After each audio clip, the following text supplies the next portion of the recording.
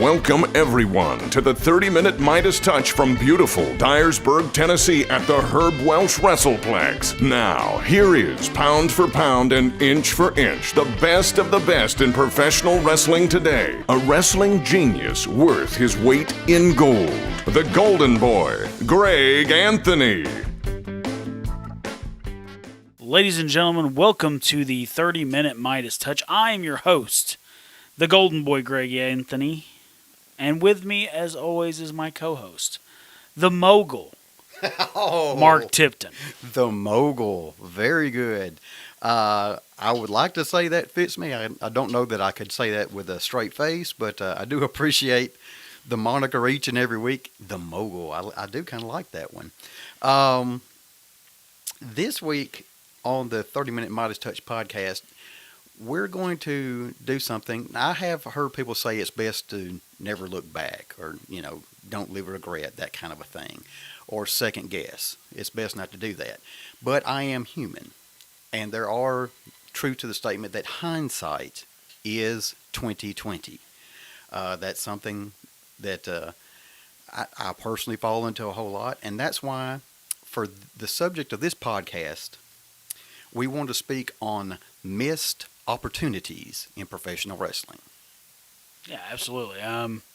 So, missed opportunities are going to be a multitude of things. It's going to be, with maybe a particular superstar, or maybe with, a particular angle, or even a promotion, things like that.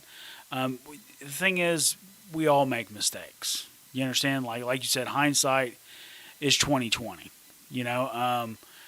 There's obviously been things over the years that I've missed an opportunity on to do as far as, booking wise and maybe decisions that I've made. But like I tell everybody, I'm right a hell of a lot more than I'm ever wrong. And that's kind of the kicker. I try to go out with a grain of salt, though, is that every booker and every person that's making decisions, there is a thought process and a reasoning behind every decision they make. That's our hope, right? That at least there's some kind of thought process. Now, whether it's flawed or not, we'll get to. But yeah, today on the 30-minute Midas Touch, we're going to talk about some of these, these missed opportunities that probably could have obviously helped a particular wrestler out, or could have helped the promotion out, or could have helped the entire spectrum out. All right. Well, if you don't have any particular example you wanted to get to, the one, and this may be just a result of my age and when I came along as a fan of professional wrestling. As I look back, professional wrestling, one of the things that sticks out to me and has long been a sore subject for me is the demise of WCW. I think that I thought that having the competition, and I don't think anybody would really debate this to a great degree, the competition between WCW and WWE, or WWF going back through history, and even when WCW was a part of the NWA, those two primary organizations, along with others, created a lot of competition, which made each company try to be better. It also created more opportunities for professional wrestlers to have more places to practice their craft and become better. And to me, the demise of WCW was a tremendous negative impact on the... and I suppose what I'll say, and this may... people may kind of shrug at this, but I think that the NWO was, in the end, a missed opportunity. As popular as it became, I would say that it ultimately was, in my opinion, kind of the beginning of the end of WCW. Do you feel the same way? Yeah, actually, that's actually on my list too, as far as I actually have the NWO on here because, like you said, it was a missed opportunity in the fact that, yes, it was immensely popular, but there was no story arc. There was no end in sight. They had no way of getting out of it. You understand? So, like, when you're booking, especially when you're booking long-term, things are very organic, and you kind of play it by ear. Like, okay, we need to do this here, we need to do that there. But you kind of always, off in the distance, kind of have an idea of this is where we need to be. Okay, so I don't know what the story arc for the NWO should have been. Obviously, they're trying to take over professional wrestling, blah blah blah. And the thing we never got was NWO versus the Horsemen, like a real, actual feud between the two. Because, well, one, it would be very lopsided because the NWO ended up having 60 members. So that's another thing too. If they would have kept it to 4 members, a very tight knit group, and then they could have went to war with the babyface 4 Horsemen. I mean that would have been money. The flag waving, WCW 4 Horsemen. I think that would draw huge money. But at the time, I think Bischoff was, his thing was, let's get out of this old NWA stuff. So all the old NWA guys, the Flairs and the Arns and things like that, they were trying to push out or try to at least push to the side, and trying to do this new thing. And I understand that thought process too. But at the end of the day, it's about drawing and making money. And I think, like I said, huge missed opportunity just with that. Right. Well, the way I viewed this is, as my view from a member of the audience. I'm a guy in the front row, kind of. It was a pseudo invasion by the WWF or WWE now. Yeah. Because you had former WWE talents kind of leading the way. Even when you added Hogan to the group, obviously his name was made in the WWE.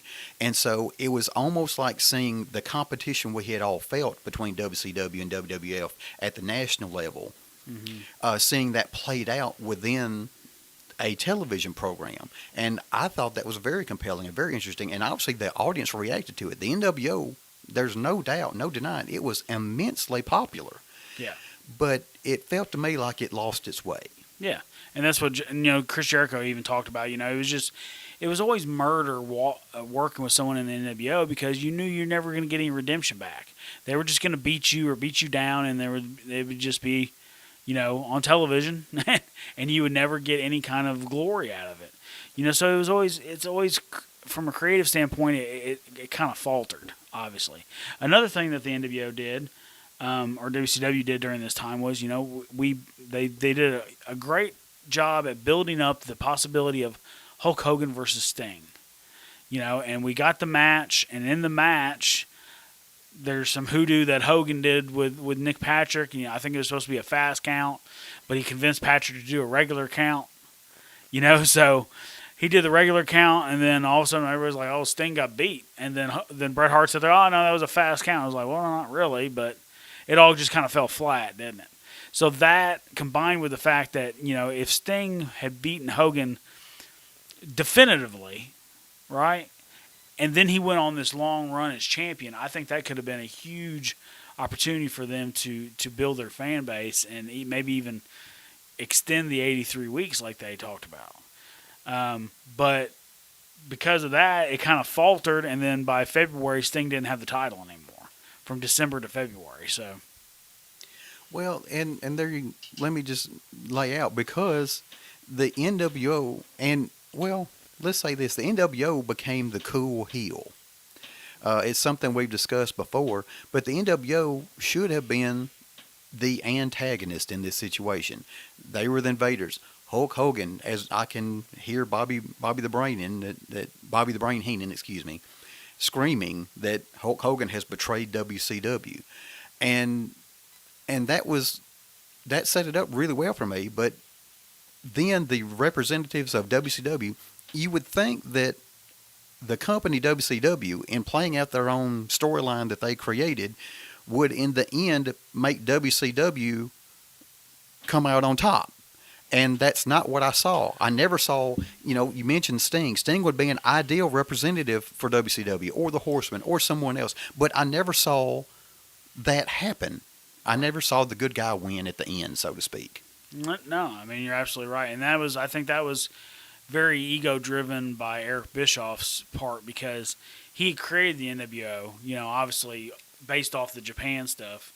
But he had created it for WCW, and he felt it like that was his baby. Like, I've heard him say before that he wanted NWO to be its own separate brand beyond WCW. So, of course, that wasn't going to happen. I don't think that was ever a possibility. It was just too, like you said, too counterculture, too niche, for something like that to fly. But yeah, the NWO is just it was a missed opportunity in the sense that they had lightning in a bottle because it was obviously immensely popular, but it's like once they got it, they didn't know where to go with it and what to do with it.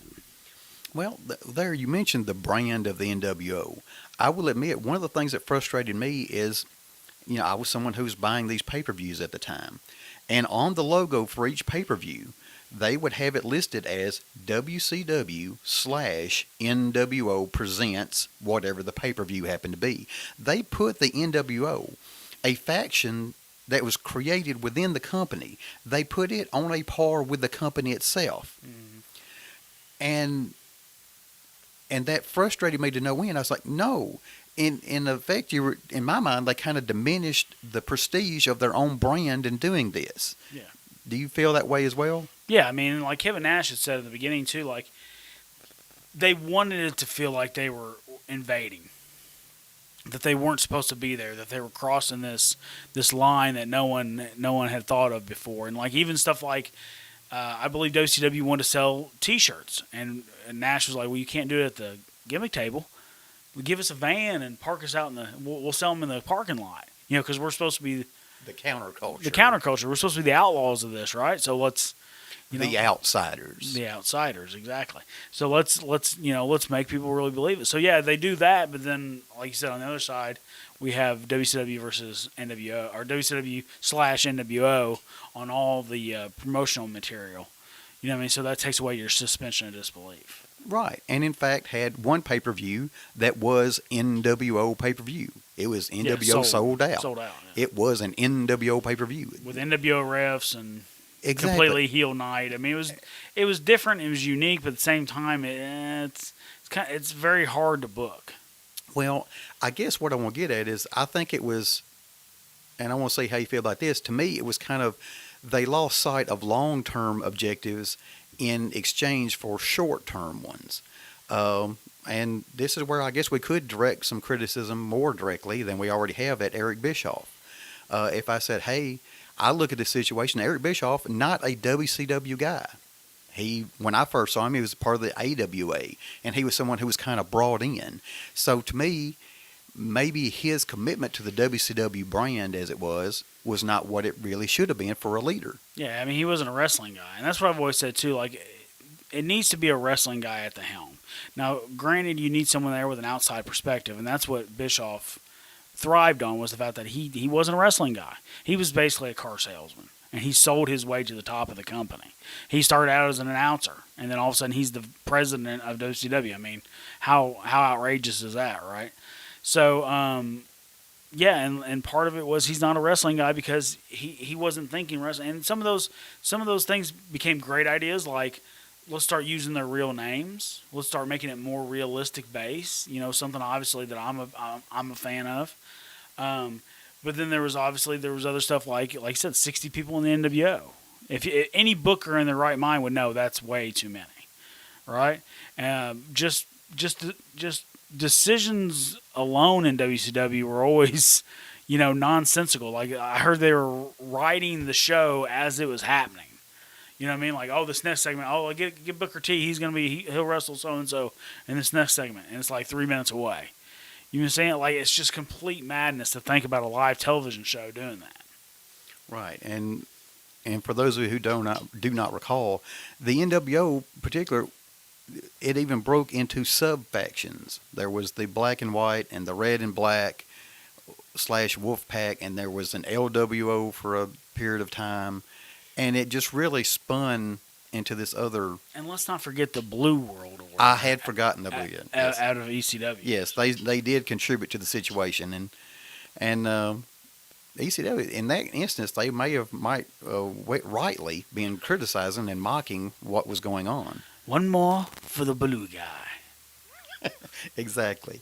What I'd like to mention is you mentioned the 83 weeks, and where I feel that WCW missed an opportunity is I think that the company, or more particularly Eric Bischoff, became fascinated and fixated on the notion of beating Vince. They wanted to go live, go head to head with Raw, etc., and do all the things that they did. And it's like, to me, they lost sight of necessarily running a successful, well-run wrestling operation, and it was just whatever we could do this week to beat Vince. But then in the end, they lost. Yeah, it was all short term. It was all very short term thinking. Like, it's shock value wrestling. Like, what can we do now to make sure we beat Vince? And that's what Ric Flair talked about that too. Bischoff would have these meetings with all the talent, and he would just spend the entire time talking about WWF. Like why they're beating them and why they can do this and that kind of thing. It's like, well, how about let's worry about our own product. Let's worry about our own stars. Let's worry about creating these new guys.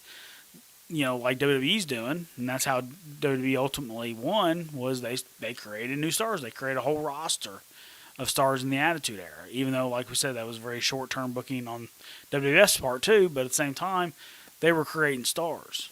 Right, and to me, the proof in the pudding for that was that to this day, he has a podcast which he calls 83 Weeks. I believe he bought a boat that he named his boat 83 Weeks, I believe.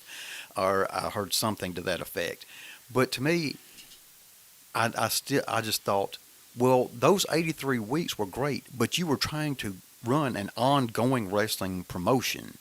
This is not about a short-term win in the ratings. Yeah, pretty much. So, yeah, Eric Bischoff, obviously, like I said, not a wrestling guy, and I'm always a fan of wrestling guys being at the helm because, there's certain pitfalls in professional wrestling that you don't know about unless you're that guy. And anyone can have an idea, but it's making that idea successful and come to fruition is the best. All right. If I can, I kind of want to turn on this same subject area. When WCW finally met its demise and came to the end, there was, what Time Warner was going to do with it going forward. And Eric Bischoff, for all my criticisms of him, had allegedly put together a group to attempt to buy the logos and, buy the rights to the names, and was going to, kind of rebrand and start over again with WCW and try to kind of get it back going again. He had allegedly negotiated and worked out a deal before Time Warner sold to Vince. Do you think that not going through with the deal with Bischoff was a missed opportunity to have a successful alternative to WWE? Yeah, because, and so Time Warner, no matter how popular WCW was in the past, they did not want professional wrestling to be a part of their brand going forward once they made the sale, once they bought Turner, right? So when Bischoff put all these guys together, it was under the fact, hey, we're still going to have 2 hours every Monday night on TNT. We're going to take a couple months off, but we're going to come back. I think he said the first event back was going to be called the Big Bang, and do that. But he had these guys ready to buy the company, but like you said, they came back and said, well, we're not going to put you on television if you do. So that just, the whole deal fell apart. And once that happened, that's when WWE swooped in, and from my understanding, bought it for next to nothing. I think it was like $3 million or something ridiculous. Like $3 million is a drop in the bucket to a guy like Vince McMahon. You know what I mean? So, and he was able to buy his competition for for a song, so to speak. A bottom barrel price. Right, because it was clear. And as I recall, this was at the point where Time Warner had merged with AOL at the time. And the management there, as you said, did not want to be a part of professional wrestling, and I'm sure that's why Vince jumped at the chance when it was offered to him. If I need to be careful, did you have any particular one that you wanted to go to before I go to another direction? Yeah, actually, the one that really got me thinking about this, and I use this as a teaching tool to my guys all the time, is Zack Ryder. Okay. Zack Ryder was, he was kind of faltering on the roster. Then all of a sudden he created his own YouTube show, started doing his own thing on Twitter, all that kind of stuff, and created his own brand. And it worked. He got over, you know what I mean? And it got to the point to where people were chanting his name when he wasn't even out there. And if you know anything about professional wrestling, you know that that's a very rare quality to have, and it shows how over someone can be. If you're just supposed to be on the show, it's not time for your match or anything. It's during someone else's match, and they're chanting your name. That's a big thing. But WWE chose to basically ignore the fact that Zack Ryder was this immensely popular person. Even so much to the fact that, there was one moment in particular where they could have made Zack Ryder the next star. And that was, a Madison Square Garden show, where everyone wanted to see him. He's obviously the Long Island IC, right? So right in that same thing. Vince always loved New York guys. Why not this? So they, the whole thing was, the whole crowd the entire night was chanting for Zack Ryder. And then, it would have been great for him to make like a huge save and show that he's the big baby face now. And they could have carried that momentum. They chose not to put him on the show at all. You know what I mean? And that, to me, like, as a professional wrestler, it hurts my feelings, because here's a guy that went out there, busted his ass, did his job, got over, and now here's his opportunity to cement his legacy. You know what I mean? And someone just does it just because. No, we don't want you to have that. All right. On that, do you think it may have been because he kind of did it on his own? I have observed the WWE, it's kind of like their unwillingness to accept a good idea if it's not theirs. Yeah, it's like their whole thought process is, like they say all the time, take whatever opportunity you're given and, make the best of it. Everyone's going to get opportunities, right? Well, we just saw this with Billie Kay. Billie Kay she's immensely, entertaining. She's not a great professional wrestler, right? But she's immensely entertaining. And every time they put her on television, she did a pretty good job of getting whatever they gave her, made it entertaining. Right. And what they do, they released her. Well, the interesting thing to me is, as I watched that, it seemed clear to me that they thought Peyton Royce was going to be the breakout. Right. Like they had separated the two as a way to, and then that really didn't happen. And I saw Billie Kay and was far more entertained by Billie Kay in her segments.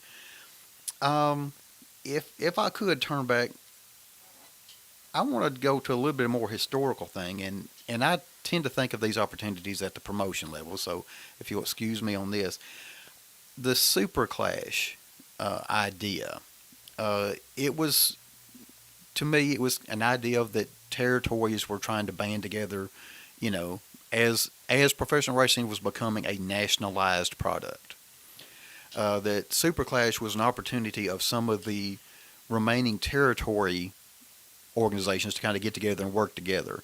Do you feel that the ultimate outcome of Super Clash was a missed opportunity for professional wrestling? Yeah, we've covered this before with the promoters can't work together episode, and that was a prime example. Like these promoters from all across the country tried to band together to run against Vince on a national level, and then they spent the entire time bickering and trying to steal each other's talent and that kind of thing, and it kind of all just fell apart. So if Super Clash would have had, I think, one boss, like say that it was Bill Watts' idea. Bill Watts is in charge.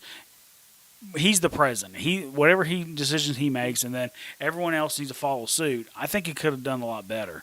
But because there was, too many chiefs and not enough Indians, you've heard that saying before. I think it fell by the wayside because, and Vincent said it best. They can't work together. They can't even make a sandwich order, let alone run a wrestling company together. And he was absolutely right.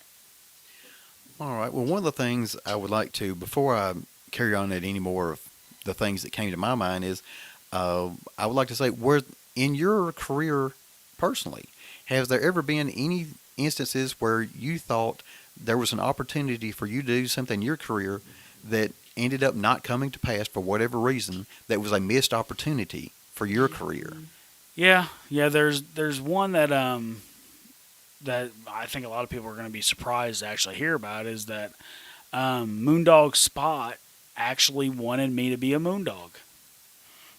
Oh.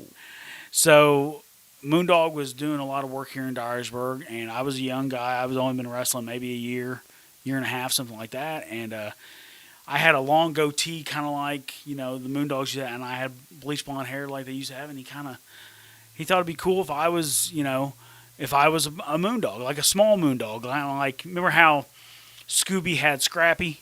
I was going to be the Scrappy dog of the moondogs. All right. Right, but at the same time, they still want not as much the brawl style, but more like a half wrestling, half brawl kind of moondog kind of thing. So I could do the work, on that thing. So I actually turned it down at the time because I was young and I wanted to be myself and that kind of thing. But looking back on it now, it really was a missed opportunity because I could have been the moondog for a year. A year and a half, whatever it was. I mean, I definitely wouldn't have been in long term, but I mean, it would have been something to fun. I used to be a moondog. You know what I mean? Like, yeah. I was a moondog. I ended up tagging with Bobby Eaton. I won tag titles with Hacksaw Jim Duggan. You know what I mean? It would just have been something to add to the legacy. But yeah, that's one of those things that it was a missed opportunity. I kind of wish I could go back and do that, but c'est la vie. Well, certainly, I understand not wanting maybe not do it long term, but because it wasn't kind of your thing, so to speak. Because you were joining a group that was well established and you were kind of carrying it on. But hey, you've done pretty well for yourself anyway. If you don't mind me saying so. There's one that I have heard. I'm going to turn this to a specific decision that may have been a missed opportunity, and in the case of Stone Cold Steve Austin. I have heard him speak in the past about an instance and something he expresses regret for. He had been, a notion had been proposed to him that he faced Brock Lesnar. I believe it was in a King of the Ring tournament, and he decided that rather than go through with this, that he literally went home and just did not appear for the WWE. Do you look at that as perhaps a missed opportunity for either Stone Cold, Brock, or the WWE in general? I think it was a missed opportunity for the WWE in general, just because I think Austin was right. They said that's what the creative was and that's what they wanted to do. Well, I'm not doing that. I'm going home. You know what I mean? Sometimes you have to stand up for what you believe in, and I believe in that too. Like he said, Stone Cold Steve Austin, he'd built his name up. He was the top guy. You understand? So Brock Lesnar shouldn't be one of the first guys he beats. He should be one of the last guys he beats, right? And that angle, if they would ever had an angle between those guys, you're talking about 6 months to a year worth of business that could have popped the houses and made even more money. So to me, it was booking a match just for the sake of booking a match. It was like there was no forethought to it or anything like that. They were just going to throw it out there. Oh, yeah, Stone Cold, and then have Lesnar beat Austin. Yeah, as a part of a tournament. As part of the tournament. And it's like, well, that doesn't make any sense. I mean, why would you give that away? You want people to pay to see that. You know what I mean? And actually, I went to WrestleMania in Dallas, a couple years ago. And, before the show, 6 months, whatever it was before the show, my buddy asked me, he's like, hey, what could they do to draw 100,000 people? And without hesitation, I said, Stone Cold versus Brock. You know what I mean? Because that match, even today, that turns everyone's head, right? And do that in Texas. And then, in Texas, and with what Brock's done over the last 5 or 10 years. You understand? Like, all that kind of stuff, I mean, could have played in huge for something like that.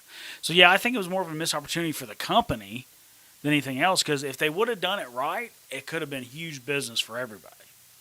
All right. Well, your argument there, the thing that came to mind is there was a quote I heard attributed to the late Dusty Rhodes, in which he would occasionally ask individuals, and it was Paul Heyman that quoted this. He said, "Where is the money?" Right. And so what you're describing is a match between Brock and Stone Cold as a part of a King of the Ring tournament, kind of out of nowhere, as opposed to a match that's kind of a payoff to a long anticipated clash. Yeah. Well, I mean, if you're just giving away in a tournament, I don't think they even were announcing it. You understand? It wasn't like they were for 3 weeks they were going, oh, it's Stone Cold Steve Austin versus Brock Lesnar in the first round of the King of the Ring tournament. It wasn't anything like that. They were just going to do it for that night.